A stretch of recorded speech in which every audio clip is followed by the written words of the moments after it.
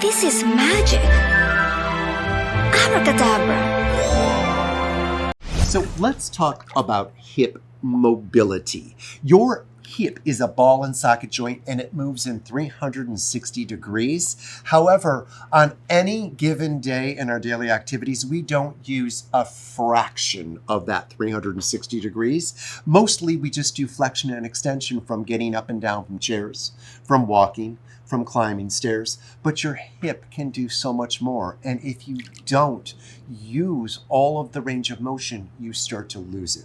Let's take a look at what the hip actually does. In addition to flexion and extension moving forward, you could do hip abduction and hip adduction moving side to side with that leg from the hip joint. You can do that rear hip hyperextension, lifting that leg up behind you. You can bend the knee. You can do bent knee, hip transverse abduction and adduction. You can extend the leg out. You can do circles with that hip circumduction.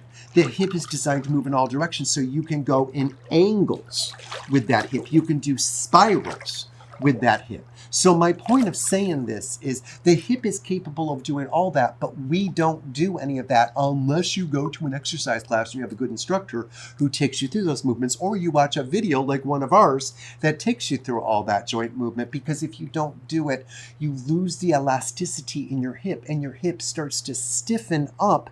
And then when you try to go out of the limited range of motion you end up with, you experience pain and stiffness. So, and just know, this is the same indoors as it is in the pool. I'm showing this in the pool, but you can stand next to a chair and do all those different things that I was showing you so that you keep your hip nice and lubricated and healthy.